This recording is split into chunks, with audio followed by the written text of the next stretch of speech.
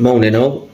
It's Gates's younger brother Ben here. Just wanted to do a quick video on the Declan Rice situation, which, to be honest, drives me up the wall. I don't want to do a video on this because I just feel like we're talking about things that we've got no influence on. You know, it's pure conjecture, and you know. But the reason I wanted to really put my view across on this one is I just feel like the club consistently mess things up, which we all know. You know, the running of the club, Karen Brady. You know, I've probably been a bit of a defender of them just because, you know, I think we've been doing all right. You know, I'm just eating my toast while I'm doing this, but.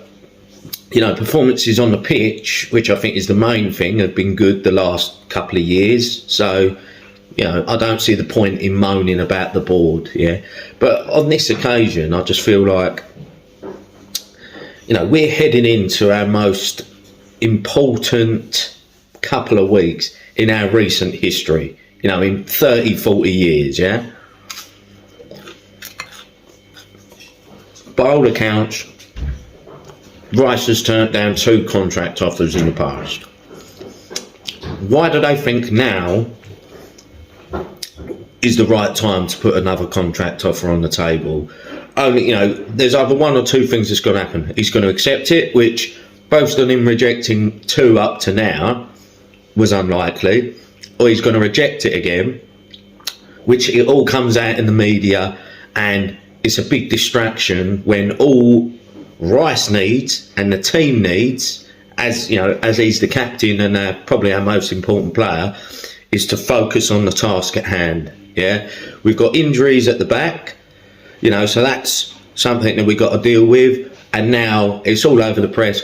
Rice has turned down a contract offer, and he might leave in the summer. Now, I don't know why the club have thought now is the right time to do this. Yeah.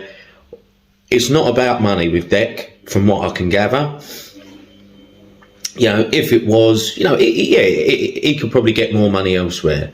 But I believe we've offered him 200 grand a week, which he's turned down. It's clearly not about the money.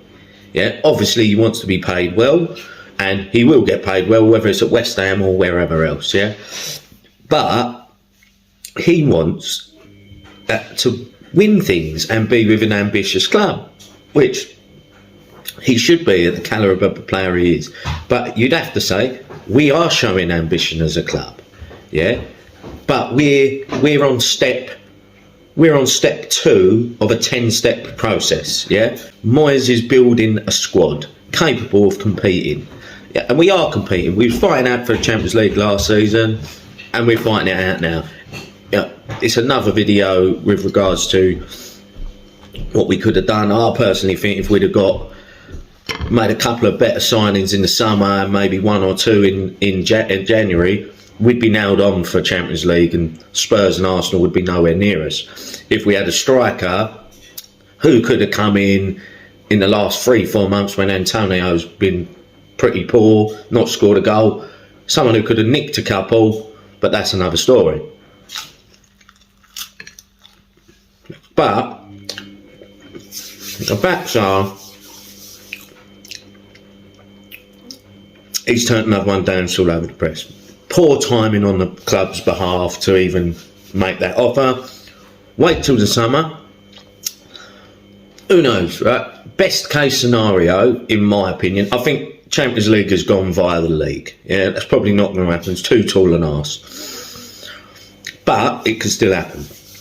Best case scenario, we win the Europa League, which is pretty realistic. You know, bear in mind we got 25% chance of winning it. We qualify for the Champions League.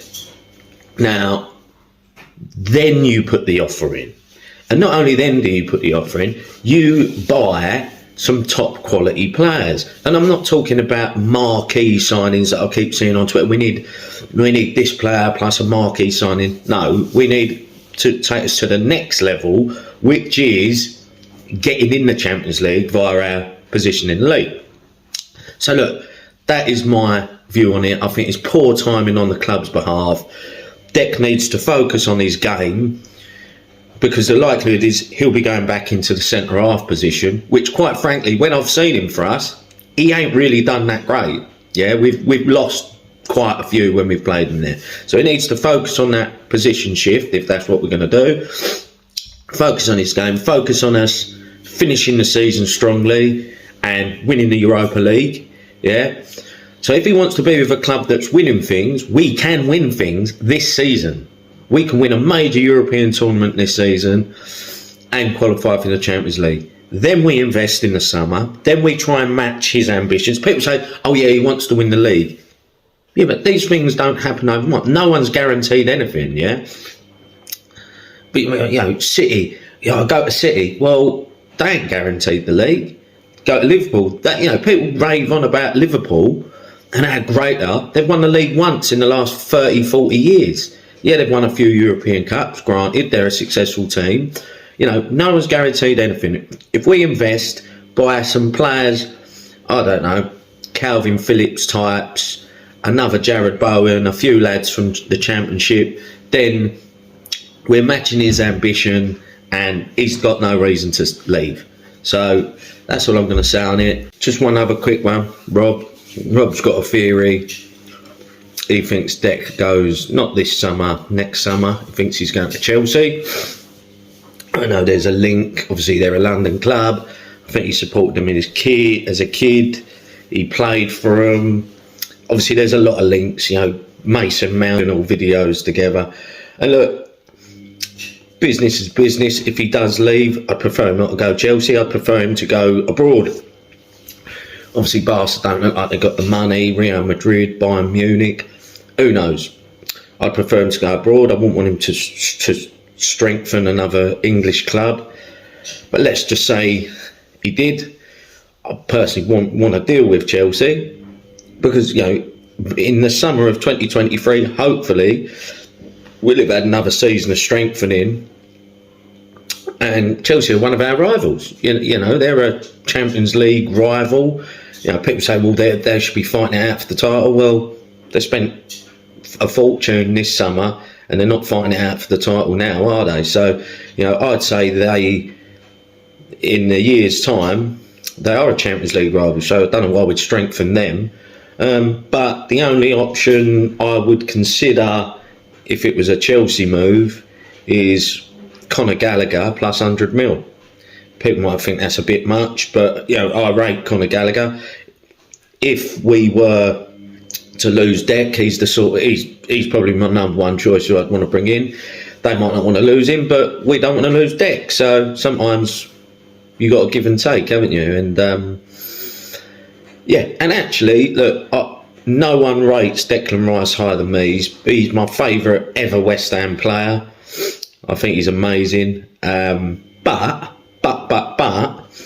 I do actually happen to think, you know, life goes on. You look at when Gareth Bale left Spurs, they actually become a better team. They was actually challenging for the title, which they never were when Bale was there. And, you know, I'd have to say one of our best performances this season, albeit resulted in a loss, was Liverpool at Anfield. We didn't have our shooting boots on that day. We should have got a minimum a draw. In fact, I think we should have beaten them. And Declan weren't playing. You know, systems adapt, teams adapt. It gives someone else the opportunity to shine. So if that day comes, which I hope it doesn't, but it probably will one day, that Dec moves on, then the club moves on. And I think no doubt with Moyes at the helm, if he's got a big old war chest from selling our prized asset, then our team and our squad becomes a better team and squad. So thank you very much. Come on, you Irons.